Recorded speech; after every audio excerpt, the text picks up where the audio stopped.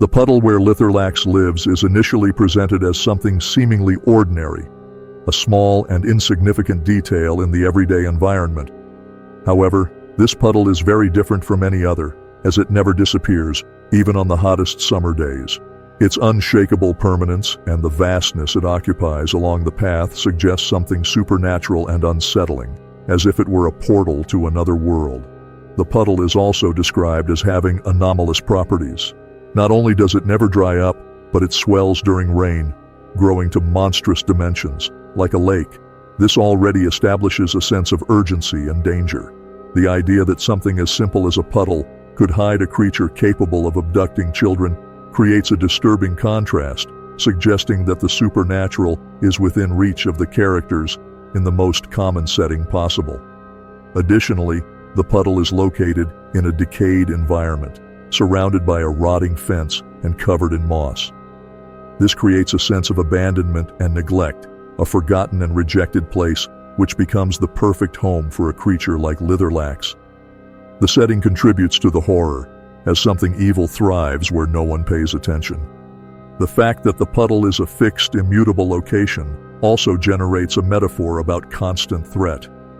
Even when the community tries to move on, the puddle remains, a persistent reminder that danger is always lurking. It serves as a symbol of fear and loss, ever present, never disappearing, continuously feeding the dread of the children who know its story. The puddle also acts as a portal to Litherlax's underground world, something the protagonists only discover by entering it. The idea that what we see on the surface is just a small part of something much larger and more dangerous lurking below is a classic theme in horror. Here, the puddle becomes not only a physical element of the setting, but also a gateway to a darker reality. The puddle's persistence and its connection to Litherlax suggest it may reflect his own existence. Just like the puddle, Litherlax also seems eternal and unchanging, always present, always hungry.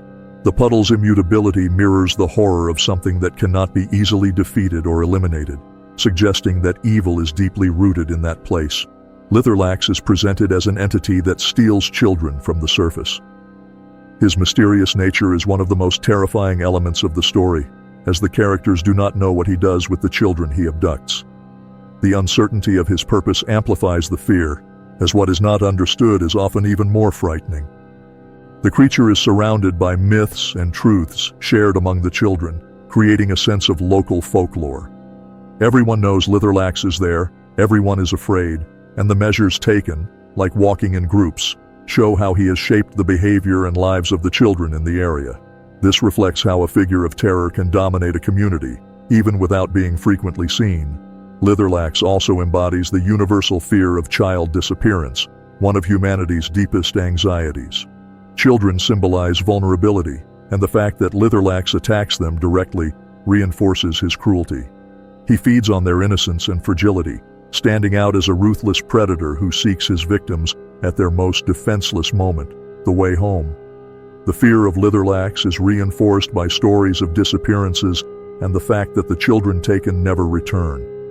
The idea that something so sinister can happen in everyday life and completely alter a child's fate is a realistic nightmare, making the threat even more impactful. This kind of horror is effective because it resonates with deeply rooted societal fears. The fact that no one really knows what Litherlax does with the children or why he takes them creates an atmosphere of uncertainty. Ignorance of his motives or methods fuels psychological terror. Unlike monsters that simply kill, Litherlax transforms his victims into something unknown, and the mystery of their fate keeps everyone on edge. This mystery also affects the main characters.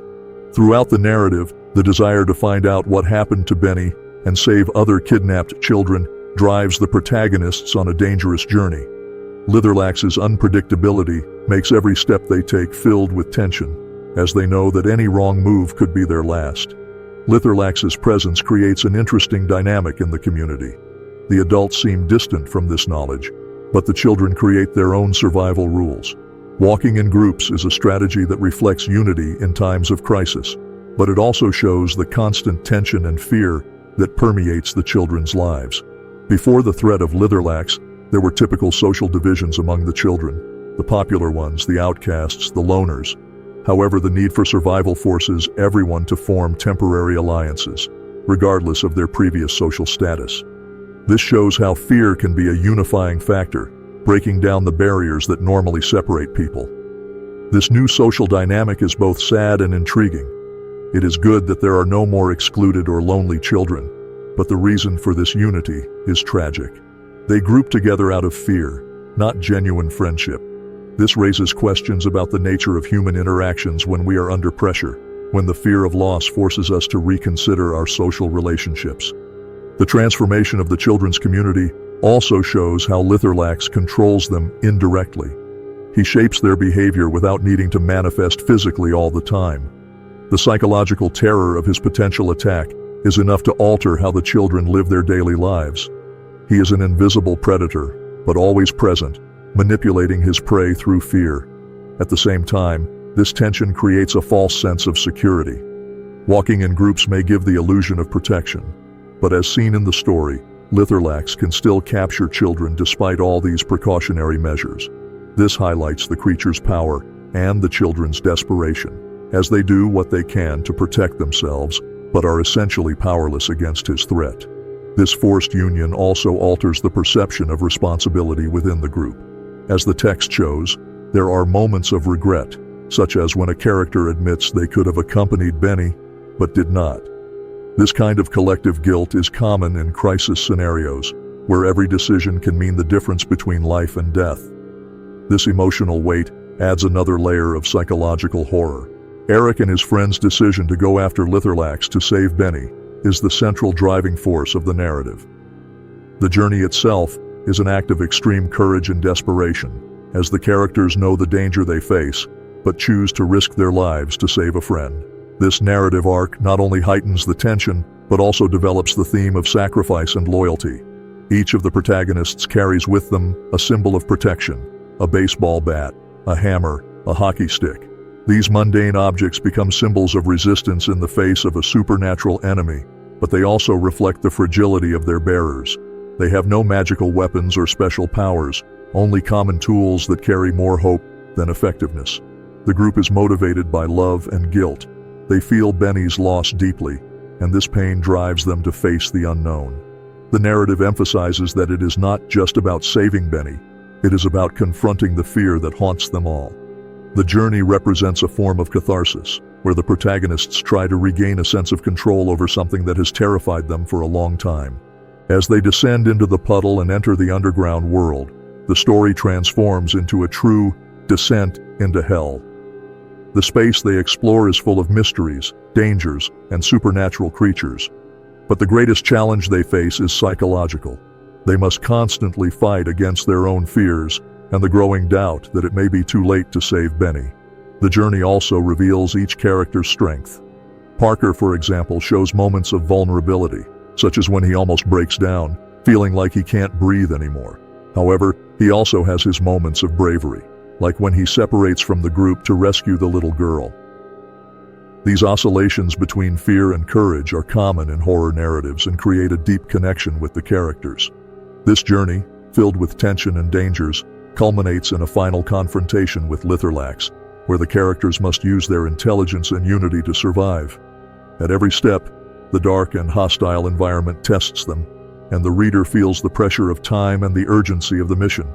Each moment is charged with expectation. As we know, failure means death for all of them.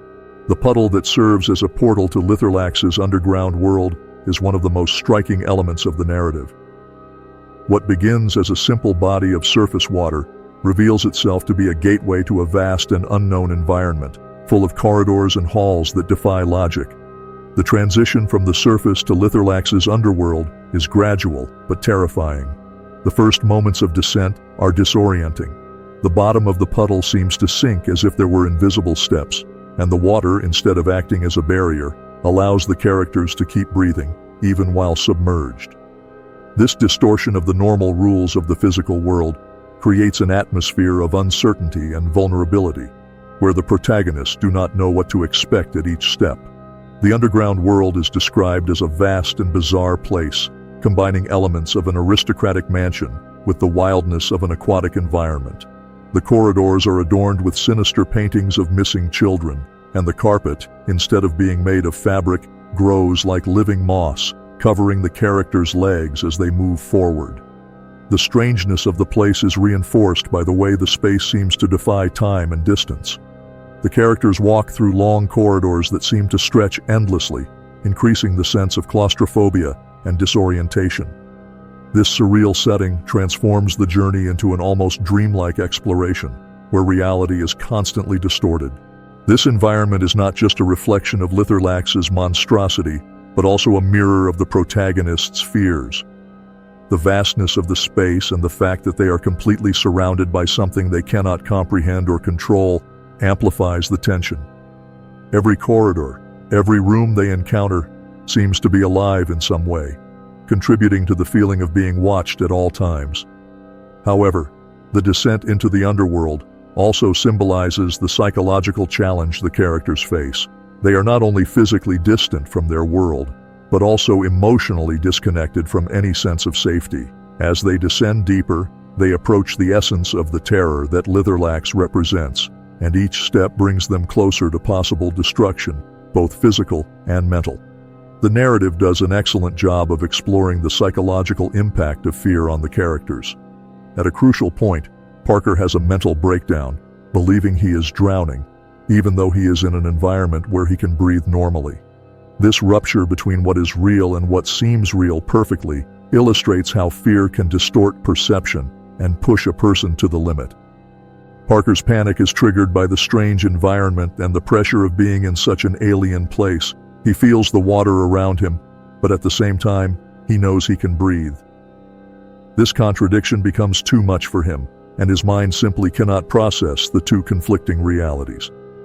The result is a panic attack that almost causes him to give up on the mission. Parker's breakdown also reflects a recurring theme in horror: the struggle between logic and instinct. Even though his mind knows he can breathe, his body reacts in the opposite way, as if he were about to drown. This shows how fear is not just an emotion but a primitive force that can completely overwhelm reason. Parker's friends then have to help him regain control, which creates an interesting dynamic within the group. They are not only fighting external dangers, but also internal ones. This episode shows that, in a horror situation, the greatest enemy may be one's own mind, and staying calm is essential for survival. Parker's mental collapse also serves as a reminder that these characters are just children. They are facing forces beyond their comprehension, and do not have the maturity or experience to deal with the terror they are experiencing. This episode humanizes the characters, showing that, despite their courage, they are vulnerable. This event also heightens the narrative's tension, as the reader realizes that any of the protagonists could lose control at any moment. From this point on, the possibility of a mental breakdown becomes as much of a threat as Litherlax itself, creating an additional layer of danger and uncertainty. The paintings scattered throughout Litherlax's world play a crucial role in the narrative. They depict missing children, captured by Litherlax, and serve as a visual reminder of the terrible fate that awaits his victims. Each child that appears in these paintings is trapped in a kind of limbo, where their image is immortalized, but their life is drained, turning the paintings into true monuments of death. These images are especially disturbing because they are realistic and detailed, yet filled with melancholy. The children in the paintings are not smiling or happy. Instead, they appear lonely, empty, trapped in a state of perpetual anguish. This reflects the fate of Litherlax's victims, who are transformed into trophies in his personal gallery before being drained of their life. The connection between the paintings and the children's fate is revealed gradually. The horror lies not only in the children's physical death, but in the fact that they are eternally remembered through these macabre works of art. Litherlax, with his monstrous pride, sees the children as trophies that must be preserved artistically before being consumed. This adds a layer of sadism to his personality, making him even more terrifying. The revelation that Benny is also in the process of being painted, but his portrait has not yet been completed, creates a race against time. The fact that the completion of the painting marks the end of the child's life generates immediate and palpable tension. For the protagonists, destroying Benny's portrait or preventing it from being finished is a matter of life and death, adding urgency to the narrative. These paintings also serve as a grim reminder that Litherlax sees his victims as unfinished works. He does not just devour or eliminate his prey immediately, he turns them into part of his collection. This suggests that Litherlax is, in a way, an aesthete, concerned with immortalizing his conquests before fully consuming them. This obsession with art and preservation is what eventually becomes his weakness. The paintings as a symbol of death also speak to the immortality of horror. Even if the children are forgotten by the outside world, they remain trapped in Litherlax's gallery, their images perpetually frozen in time. This creates a metaphor for trauma, suggesting that even when the danger seems to have passed, the scars and memories remain, immortalized in one way or another. The central creature of the narrative, Litherlax, evokes both repulsion and fear in equal measure. Described as a giant leech, he is physically grotesque, with a mouth that not only has teeth, but also beak-like jaws, similar to a bird's, capable of piercing and draining his victims. His appearance is a fusion of aquatic and parasitic characteristics, which immediately aligns him with images of insatiable predators. The most disturbing aspect of Litherlax is his size and his ability to move with surprising speed despite his bulky form. He is described as a being that pulses and oozes viscously, spreading his dark, bloody liquid wherever he goes. This image is particularly horrific, as it suggests that he not only consumes his victims, but also corrupts and destroys the environment around him. Litherlax is also a cunning and prideful villain. He is not simply an irrational beast, he possesses a cold and calculating intelligence. His need to preserve his victims through paintings before draining them completely demonstrates arrogance, a desire not just to kill, but to immortalize his conquests. This sets him apart from typical monsters, as he views his actions as a form of dark art. However, Litherlax's pride is his greatest weakness. He refuses to kill the protagonists immediately because they have not yet been immortalized in his paintings. This failure to act quickly is what allows the protagonists to buy time and escape their fate. This excessive pride humanizes Litherlax, giving him a characteristic that, while monstrous, reflects a comprehensible emotional flaw. Litherlax's duality, as both a brutal predator and a being with an aesthetic obsession, creates an interesting dynamic between him and the protagonists. They realize they are not just fighting a physical monster, but a mind that values control and immortality through art. This adds complexity to the villain, making him more threatening and at the same time more vulnerable. In the end, Litherlax represents the horror of parasitism in all its forms. He feeds on the life of children, but also on fear and the art of immortalizing them. He is a creature that lives to consume and transform, both physically and emotionally, his victims. His presence is suffocating and omnipresent, reflecting the terror of something that drains not only the body, but the essence of its prey. The creatures known as the pond folk, frogs, newts, fish, and other anthropomorphized aquatic life, serve as Litherlax's minions. They are beings that live in his underground world, serving him out of fear or obligation. Though they may seem comical or harmless at first glance, it quickly becomes clear that they share the terror of their circumstances and are trapped in a cycle of servitude that they themselves fear. These beings are connected to the maintenance of the paintings and the preservation of Litherlax's victims. One of the most memorable is the painter frog, Monocles, who is responsible for creating the paintings of the kidnapped children. He is constantly under Litherlax's pressure to produce these macabre works, and his palpable anxiety reflects the fear he feels toward the monster. He is a character who, though he helps perpetuate the evil, is also trapped in a position of submission. The fact that these creatures are subordinate to Litherlax but also fear him creates interesting tension. They play an active role in maintaining his gallery of horrors, but they do so because they are caught in a power dynamic they cannot break free from. This relationship reflects themes of oppression and fear, where subordinates are forced to carry out terrible tasks under the threat of death or punishment. The latent revolt among the pond folk also creates suspense. There are hints that these creatures are on the verge of rebelling against Litherlax, but they have not yet found the courage or organization to act. The text suggests that this revolt could be possible, especially when Lauren and the other protagonists plant the seed of doubt in Firmonocles' mind and the others. These creatures also add a moral dimension to the story. They are not purely evil, but are in a position of moral compromise. They help Litherlax capture and drain children, but do so because they feel they have no choice. This internal conflict between servitude and morality creates empathy for these beings, especially as they begin to question their loyalty to Litherlax.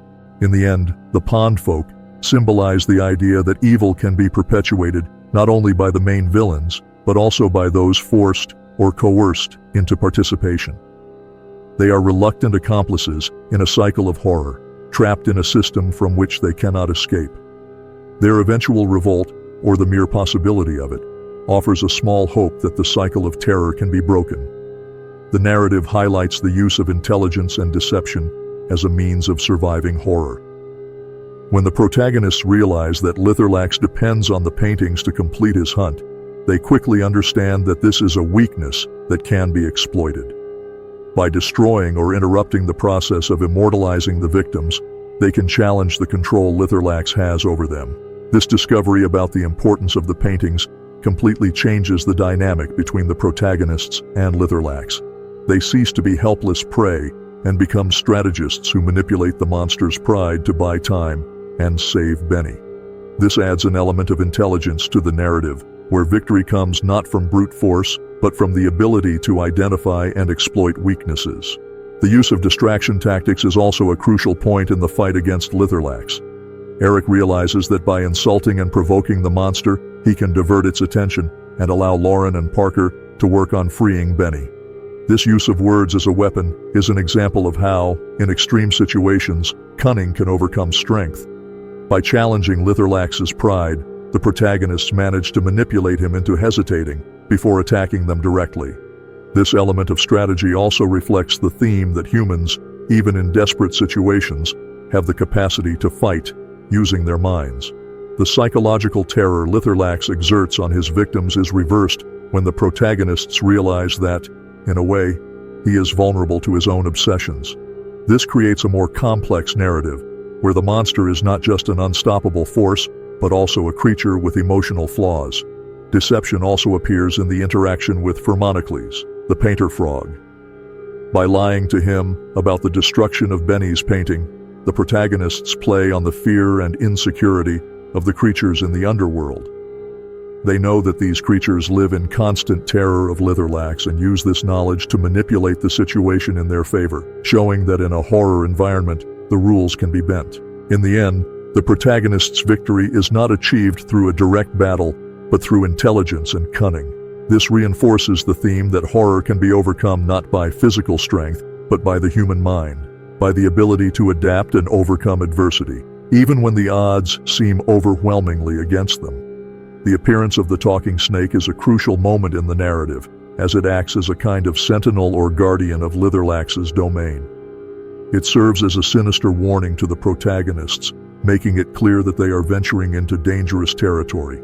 The snake, with its deep and threatening voice, personifies the terror of the unknown and the supernatural. Its presence also establishes the fact that Litherlax's world is governed by rules and hierarchies that the protagonists do not yet fully understand. The snake is a kind of guardian of Litherlax's corridors, but it is not itself the main threat. It speaks of Litherlax with reverence, suggesting that despite its own strength, it is only a small piece in a larger system of power. The interaction with the snake also tests the protagonist's courage. It confronts them directly, insinuating that their journey is doomed to fail and that Benny's fate is already sealed. However, instead of retreating, Eric challenges the snake, insinuating that it is lying and playing with the idea that monsters, like humans, can be deceived or manipulated by their own certainties. This encounter also adds a level of tension to the narrative, as the snake represents an immediate danger that, fortunately, does not materialize. Its presence creates a point of uncertainty. Will the protagonists be able to continue? Will the snake attack them? The hesitation and veiled threat it represents keep the suspense high, leaving the reader expecting a confrontation that, for now, is avoided. The snake, as a guardian, also symbolizes the threshold between exploration and real danger. It is the first being to speak directly about the tragic fate that awaits Litherlax's victims, introducing the concept of draining. This adds a new layer of horror, as until then, the fate of the missing children had only been suggested. Now, the protagonists know they are dealing with something far more sinister than a mere kidnapper. Finally, the guardian snake serves as a kind of moral test. It offers the protagonists a final opportunity to turn back, knowing they are approaching a point of no return. By choosing to continue, they demonstrate their unwavering commitment to saving Benny, even if it means facing forces they barely understand. The encounter with the snake, therefore, serves as a dividing line in the journey, separating the unknown from the inevitable confrontation with true evil. The protagonist's final escape back to the surface marks one of the most tense and electrifying moments of the narrative. After confronting Litherlax and rescuing Benny, they must escape from his domain while the pond folk begin to revolt. The return journey is full of suspense, as time is running out and the underground world is collapsing around them. This escape is marked by a sense of desperation and urgency. Time is a constant enemy, as the puddle that serves as a portal to Litherlax's world can only be accessed before nightfall. If they do not leave in time, they will be trapped in Litherlax's domain forever, or worse, hunted by the surrounding pond folk. This invisible clock adds an extra layer of tension to the race for survival. The revolt of the pond folk is a key point in the narrative, symbolizing the breaking of a cycle of oppression. The creatures that once served Litherlax begin to question their loyalty, inspired by Lauren's words, which plant the seed of doubt by suggesting that Litherlax needs them more than they need him. This provokes a silent mutiny, allowing the protagonists to escape amid the growing chaos. As the revolt unfolds, there is constant tension over the protagonist's fate. Will they be able to escape before being captured? The collapsing environment around them reflects the unstable nature of Litherlax's power, suggesting that while he is a physical threat, his control over the underground world is weakening. This fragility is exploited by the heroes, who manage to take advantage of the distraction created by the revolt. The return to the surface is a catharsis, a momentary relief after the claustrophobia and terror of Litherlax's world. The description of Eric emerging from the water completely drenched suggests a symbolic rebirth, as if he and his friends have returned from a kind of death or underworld. The simple fact of feeling the fresh air and the moonlight after the long stay in Litherlax's dark world is a victory in itself. However, even after the escape, there is a sense that the threat has not been completely eliminated. Litherlax's future is left open, and while the pond folk may be ready to rebel, the true victory is yet to come. The seed of revolution has been planted, but we do not know for sure if this revolt will result in Litherlax's downfall. This ambiguous ending keeps the reader on the edge of anticipation, leaving room for future revelations or consequences. The rescue of the little girl, carried out by Parker, adds an emotional layer to the narrative. During the protagonist's escape, Parker encounters a much younger girl, clearly lost and scared in Litherlax's corridors. In a moment of heroism, he veers off from the main group to save her, an act that highlights his bravery and humanity, even amid the chaos. Parker's choice to rescue the girl creates a moral dilemma for the group. Should they stick to their original plan and focus on saving Benny, or risk helping this other lost victim? Parker's decision, though impulsive, shows that he is not willing to sacrifice another life, even if it complicates his own mission. This reinforces the theme of sacrifice and responsibility that permeates the narrative. When Parker finally manages to bring the girl out of Litherlax's world, the text reveals that she is, in fact, the sister of the guardian who had helped protect the entrance to the puddle. This moment of reunion between siblings, after so much suffering, is one of the few instances of relief and positive emotion in the narrative. The reunion is a symbol of hope and redemption, suggesting that even in the darkest circumstances, there are moments of light. The connection between the rescued girl and the trio of teenagers who help protect the protagonists adds more depth to the narrative. It shows that even those who consider themselves responsible for the disappearances, like the girl's brother, can find redemption through acts of courage and unity. This moment also strengthens the idea that the sacrifice of one can bring great relief and healing to others. The rescue of the girl also has larger thematic implications. She represents lost innocence, a victim of an oppressive system that consumes the weakest and most defenseless. By saving her, Parker and the group not only restore a young life, but also recover a piece of the purity that Litherlax tries to destroy. The girl symbolizes the hope that, despite all the darkness, there is still something worth saving. Finally, the rescue also increases the protagonist's vulnerability. By helping the girl, they become even bigger targets for Litherlax and his servants. Parker risks his own life to save her, and this reflects the larger theme of the narrative: the courage to do the right thing, even when the cost is immense. This heroic act shows that, although they are terrified, the protagonists retain their humanity. The weather plays a crucial role in creating the atmosphere of the narrative. From the beginning, the setting is described as wet and drenched, with constant rain and cloudy skies. This wet and melancholy environment serves to heighten the feeling of discomfort and claustrophobia, creating a sense that something is constantly pressing down on the characters, as if the environment is complicit with Litherlax. The description of the trees surrounding the puddle, with the creeping fog that obscures the horizon, adds an almost supernatural touch to the setting. These trees act as silent guardians, making the space feel more isolated and threatening. The approaching darkness with the fall of dusk further intensifies the sense that danger is coming, creating a disturbing anticipation. The damp weather also symbolizes the immobility and despair that envelop the community. Just as the puddle never dries up, the rain never completely stops, and the characters are always surrounded by this oppressive humidity. This feeling of no escape, not even from the environment, reinforces the idea that they are trapped in a nightmare from which they cannot wake. The constant rain also serves a practical function in the narrative, acting as a kind of time marker. When the puddle swells, it transforms into an almost impassable lake, suggesting that the threat is growing. This reflects the increasing tension in the story as the protagonists approach the final confrontation with Litherlax. The rain is a harbinger that something big is about to happen. Additionally, the wet and foggy environment also confuses the characters' perception. The mist prevents them from clearly seeing what is around them, increasing the feeling of isolation and disorientation. They are always uncertain about what might be lurking in the shadows, creating an atmosphere of suspense and uncertainty. The weather is an extension of the horror, acting as a veil between the characters and the terrifying truth that awaits them. Finally, the rain and humidity reflect the protagonist's emotional state. The oppressive climate mirrors the sadness and fear that permeate the entire narrative. Just as the environment is trapped in an endless cycle of rain and darkness, the characters are also trapped in a cycle of loss and terror.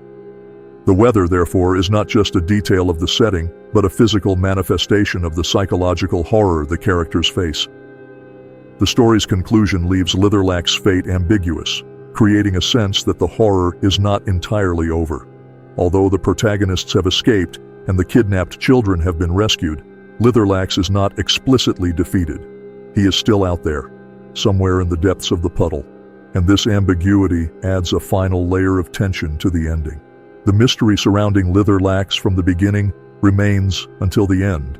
Even after everything that has been revealed about his modus operandi, his motives and history remain an enigma.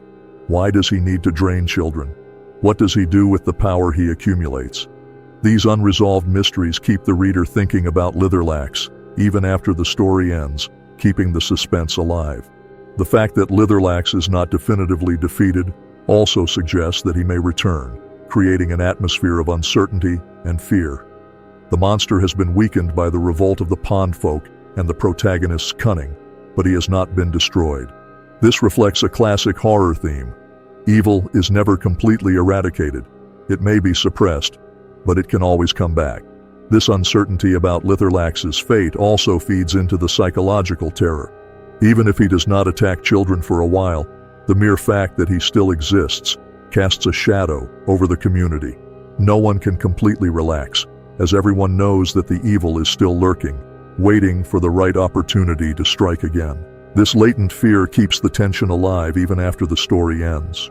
Litherlax's possible return also raises questions about the community's ability to resist him in the future. The revolt of the pond folk may have weakened Litherlax's control, but will they be able to maintain their resistance? Will the children and their guardians be able to protect themselves from future attacks? These open questions leave room for a continuation, or, at the very least, for the reader to imagine what will happen next.